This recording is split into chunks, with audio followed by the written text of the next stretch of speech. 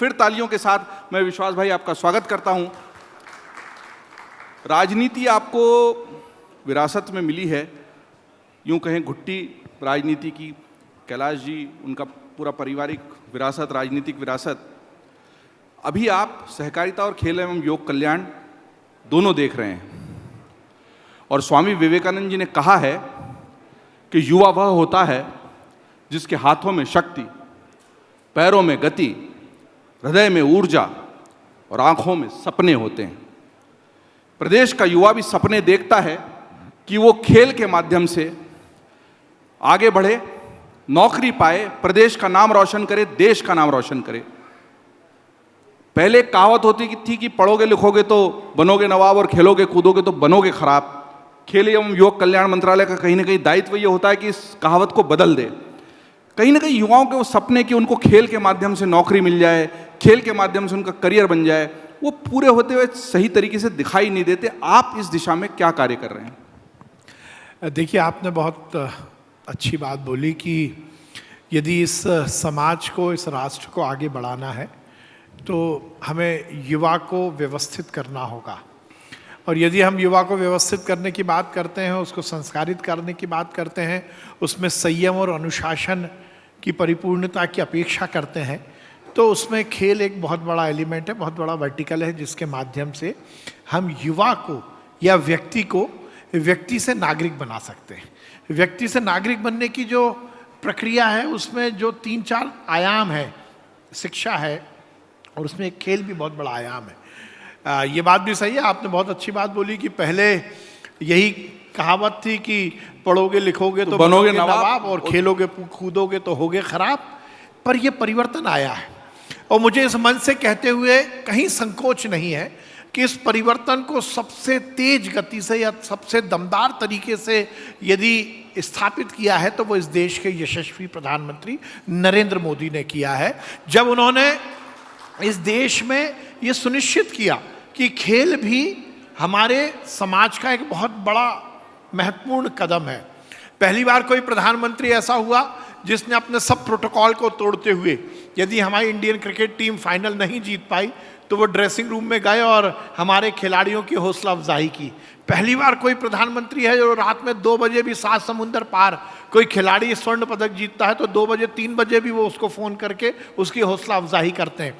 खेलो बढ़ो अभियान से लेकर खेल के इंफ्रास्ट्रक्चर को देश में बढ़ाने की बात हो, खेल के प्रति सकारात्मक माहौल बनाने की बात हो, लगातार नरेंद्र मोदी जी ने किया और हमारे मुख्यमंत्री डॉक्टर मोहन यादव जी भी उसमें पहल कर रहे हैं। जो आपने क्वेश्चन पूछा, ये बात सही है कि जो व्यक्ति खेलता है उसके पेरेंट्स को या उसको खुद को, अपने भविष्य को लेकर बहुत बहुत सारे प्रश्न रहते हैं और उन प्रश्न का हल करने के लिए हमारी सरकार ने पूरा काम किया। जहाँ हम सरकारी नौकरी में खेलों का प्रतिनिधित्व दे रहे हैं तो हमने ये भी निश्चित किया है कि केवल सरकारी नौकरी ही क्यों, हम अलाइड सर्विसेज जो हैं खेल की, ये पहली बार हम प्रयोग कर रहे हैं। जैसे मेडिकल साइंस है, जैसे बाकी खेलों से जुड़ी हुई और विधाएं हैं, एक फोटोग्राफी है, स्पोर्ट्स फोटोग्राफी एक बहुत बड़ा आयाम है, उस पर अभी तक कभी काम नहीं हुआ। तो हम मध्य प्रदेश में अलग अलग एकेडमी जो हमने खेलों की बनाई है, जो खेल के उन्नयन के लिए, उत्कृष्ट खिलाड़ी बनाने के लिए काम करती है, तो अब हम स्पोर्ट्स की अलाइड सर्विसेज हैं उसमें भी युवाओं को ट्रेनिंग देंगे।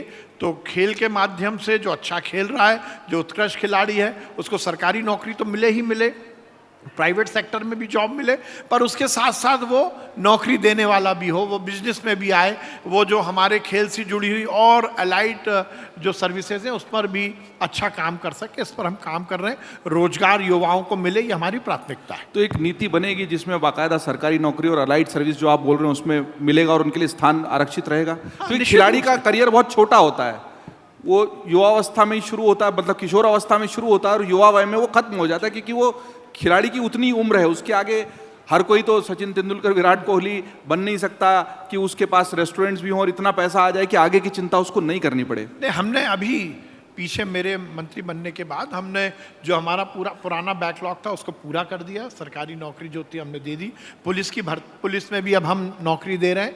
तो ये हमारी ऑलरेडी पॉलिसी है, उसको ठीक ढंग से इम्प्लीमेंट हो सके उसका हमने पूरा उपक्रम किया हुआ है। उपक्रम किया हुआ है। ये मैंने बात की उस कमी की जो देखी जा रही थी कि मध्य प्रदेश में खिलाड़ियों को उतने अवसर संभावना, लेकिन एक बड़ी उपलब्धि इसके पहले जो आपका कार्यकाल था स्वास्थ्य मंत्रालय जब उसमें जब मेडिकल की पढ़ाई थी वो हिंदी में नहीं हो पाती थी, और मेडिकल की पढ़ाई को हिंदी में होने का ये प्रयत्न पूरे भारत में यहीं इस मध्य प्रदेश से, और मुझे लगता है कि इसके पीछे की जो सोच थी और जो लड़ाई थी वो इस मंच से रेखांकित होनी चाहिए, क्योंकि हिंदी पढ़ने वाला व्यक्ति मेडिकल में हमेशा ये महसूस करता था कि मैं हिंदी माध्यम से आता हूं तो पहले अंग्रेजी सीखूंगा, प्रश्न पत्र अंग्रेजी में या फिर अंग्रेजी में पढ़ाई, और वो पाठ्यक्रम ही उपलब्ध नहीं था। हालांकि वो पाठ्यक्रम जब शुरू में बना था तो उसके हिंदी अनुवाद को लेकर, हिंदी की पुस्तकों को लेकर बहुत चर्चा रही, विवाद, फिर उसको विसंगति को दूर करने के प्रयत्न भी हुए। उसके बारे में जरूर आपसे जानना चाहिए। जयदीप जी, मुझे बहुत प्रसन्नता है कि मुझे ये श्रेय मिल सका कि मैंने मेडिकल एजुकेशन मिनिस्टर होने के नाते पहली बार मध्य प्रदेश में हिंदी की पढ़ाई की शुरुआत की। हमारे देश के यशस्वी प्रधानमंत्री ने जब लॉर्ड मैकॉले की शिक्षा पद्धति को अलग करते हुए राष्ट्रीय शिक्षा नीति की बात की तो उन्होंने यही बात कही थी कि क्यों ना इस देश में मेडिकल और टेक्निकल एजुकेशन भी हिंदी में होनी चाहिए या क्षेत्रीय भाषाओं में होनी चाहिए। हमने उस माननीय मोदी जी के निर्णय को या निर्देश को चुनौती के रूप में लिया और हमने ये सुनिश्चित किया कि हम मध्य प्रदेश में हिंदी में मेडिकल की पढ़ाई शुरू करेंगे। और जब मैंने सबसे पहली बार अपने अधिकारियों के साथ बैठकर इस बात को साझा किया तो मुझे उनकी बॉडी लैंग्वेज में पूरी नकारात्मकता दिखी और उनको ये लगता था कि नेताजी थोड़े ज़्यादा उत्साही हैं, ये एट ऑल पॉसिबल ही नहीं है। और वैसे भी मैं क्योंकि इंजीनियरिंग बैकग्राउंड का था, मेरे लिए मेडिकल एकदम ही इतर विषय था, पर हमने शुरुआत की और हमने हमारे जो मेडिकल कॉलेजेस की फैकल्टी है उसको कन्वेंस किया और उसमें से लगभग 91 टीचर्स ने हमारा साथ दिया। हमने भोपाल में उसका एक वॉर रूम बनाया मंदार नाम से। मंदार वो पर्वत है जिसने अमृत मंथन में मंथनी का काम किया था। तो हमने भोपाल के गांधी मेडिकल कॉलेज में मंदार करके एक वॉर रूम बनाया। मैंने स्वयं ने बैठकर वहाँ पर पूरी कोशिश की, हमारे फैकल्टी मेंबर्स ने, हमारे टीचर्स ने प्रयास किया और हमने लगभग 8 महीने की मेहनत के बाद मेडिकल की फर्स्ट ईयर की 4 जो सब्जेक्ट हैं उनकी किताबों का हमने रूपांतरण किया। आप बोल रहे थे हमने ट्रांसलेशन नहीं किया, हमने ट्रांसलिटरेशन किया। देखिए यही अंतर था। जब मैंने इस विषय में बातचीत की तो उसी से वो दिक्कत भी आई और हमने अमर उजाला में उस पर स्टोरीज भी शुरू में की थी, फिर बाद में उसकी कुछ शब्दावली को बदल के बेहतर। नहीं, हमारी मेडिकल एजुकेशन में कोई दिक्कत नहीं आई। मुझे बहुत प्रसन्नता है कि इसमें कहीं जो हमने लॉन्च किया वो आज तक चल रहा है, एज इट इज चल रहा है। हमने यही मेरा ऐसा सोच था कि हम ये हिंदी और इंग्लिश का झगड़ा नहीं कराना चाहते थे। हम ये नहीं चाहते थे कि हिंदी और इंग्लिश में कोई लड़ाई हो, इसलिए हमने ये सुनिश्चित किया कि जो मेडिकल की टर्मिनोलॉजी है, जो टेक्निकल वर्ड है, उसको हमने नहीं बदला। हम इस झगड़े में नहीं पड़े कि एंजियोप्लास्टी को हिंदी में क्या कहेंगे। हमने एंजियोप्लास्टी को देवनागरी में एंजियोप्लास्टी लिखा। हमने ये सुनिश्चित किया कि मेडिकल टर्मिनोलॉजी को हमने क्लिष्टता से उसको बचाएंगे। हमने हम उसकी जरूरत नहीं थी ना, वो झगड़ा नहीं है। ये हिंदी और इंग्लिश का झगड़ा नहीं था, ये हिंदी भाषी जो हमारे स्टूडेंट्स हैं उसको एक अच्छा प्लेटफॉर्म देने की बात थी और इसलिए हमने उसके अलग बैच नहीं बनाए। हमने किताबों का जो इंग्लिश में चलने वाली किताबें थी उन्हीं का ट्रांसलिटरेशन हिंदी में किया और उसको इतना साइंटिफिक किया कि उनको पढ़ने में, हिंदी और इंग्लिश पढ़ने में कहीं कोई दिक्कत नहीं है। और ये सुनिश्चित किया कि उस जो पीरियड था उसमें टीचर हिंदी में भी पढ़ाए। हमने मेडिकल जो हमारी यूनिवर्सिटी थी उसमें ये सुनिश्चित किया कि कोई स्टूडेंट यदि हिंदी में लिखेगा तो उसकी जांच होगी और उसको उसी हिसाब से नंबर मिलेंगे। मुझे प्रसन्नता है कि हमने 8 महीने में तो फर्स्ट ईयर की किताब बनाई। माननीय अमित शाह जी ने उसको इनॉग्रेट किया था और उसके बाद अगले 3 महीने में मैंने पूरे 4 साल की सभी किताबों को ट्रांसलिटरेट कर दिया। अभी माननीय अमित शाह जी हमारे पचमढ़ी के चिंतन शिविर में आए थे और मुझे बहुत प्रसन्नता है कि उन्होंने मंच से ये बोला कि मध्य प्रदेश ने जो मेडिकल एजुकेशन की पढ़ाई हिंदी में शुरुआत की थी, देश भर के 8 राज्यों ने as it is Madhya Pradesh के कैरिकुलम को, मध्य प्रदेश के पाठ्यक्रम को स्वीकार करके लागू कर दिया है। ये मध्य प्रदेश की बड़ी जीत थी और मुझे बहुत प्रसन्नता है कि 75 साल में जो नहीं हो पाया वो मध्य प्रदेश में हुआ और बहुत सफलतापूर्वक हमारी मेडिकल एजुकेशन अब हिंदी में पढ़ाई जा रही है। निश्चित तौर पर श्रेय है मध्य प्रदेश को और बाकी जगह भी जो छात्र भाषा की दिक्कत से उस पाठ्य पुस्तक को नहीं पढ़ पाते थे वो हल होगा और मुझे लगता है बेहतरी की ओर ही जाएंगे।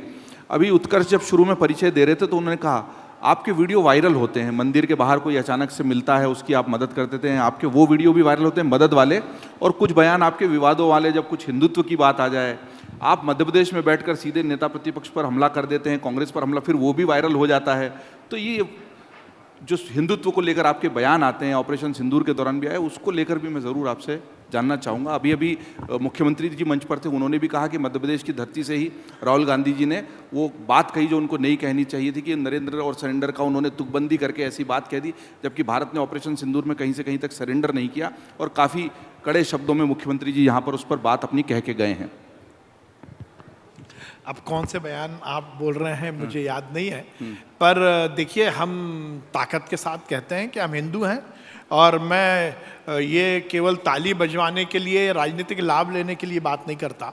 पर यह बात सही है कि इस देश में कांग्रेस ने तुष्टीकरण की नीति इतनी आगे बढ़ा दी कि यदि मैं ये बात कहता हूं कि मैं हिंदू हूं तो इस पर भी आपत्ति दर्ज हो जाती है। यदि मैं ये कहता हूं कि लव जिहाद नहीं स्वीकार है तो उस पर भी बात हो जाती है। यदि मैं कहता हूं कि लैंड जिहाद बर्दाश्त नहीं होगा तो वो ये माना जाता है कि मैं हिंदुत्व या कट्टर हिंदुत्व की बात कर रहा हूं। मेरा ये कहना है कि इस देश में यदि हिंदू हिंदू बनकर रहता है तो उसमें कोई दिक्कत नहीं, हमें रहना ही चाहिए। मुझे लगता है कि ये मेरा मूल है, ये सनातन मेरा दर्शन है, मेरा ये सौभाग्य है कि मैं सनातन धर्मावलंबी हूँ, मैं हिंदुत्व को पालन करता हूँ। ये तो मेरे लिए फ़ख्र की बात है, ये मेरा संस्कार है। और देखिए, हम तो राष्ट्रीय स्वयंसेवक संघ के स्वयंसेवक हैं। हम तो इस देश में हमारी सनातन परंपरा, हमारी संस्कृति को स्थापित करने के संकल्प के साथ ही समाज सेवा के लिए निकले। और हमारा तन हिंदू मन हिंदू, ये जीवन हिंदू, यही तो हमारा मूल मंत्र है। हम तो इस देश की संस्कृति को चिरस्थायी रखने के संकल्प के साथ आगे बढ़ रहे हैं। तो यदि मैं ये बात बोलता हूं कि लव जिहादी को यदि पुलिस ने पैर में गोली मारी तो पैर में क्यों गोली मारी, उसकी छाती पर गोली मारनी चाहिए। और मैं इस बयान पर अभी भी कायम हूं, उसमें कहीं कोई दिक्कत नहीं है। यदि इस देश में किसी बहन बेटी को इसलिए बहला फुसला कर उससे शादी करने की लालसा दी जाए कि उसका धर्म परिवर्तन किया जाए, तो क्या ये परमिसेबल होना चाहिए? क्या इसलिए मजार बन जाएगी कि उस जमीन पर कब्जा करना है, 10 बाय 10 की मजार बना दो और 5 एकड़ जमीन पर कब्जा कर लो? ये मध्य प्रदेश में नहीं चलेगा, ये देश में नहीं चलेगा।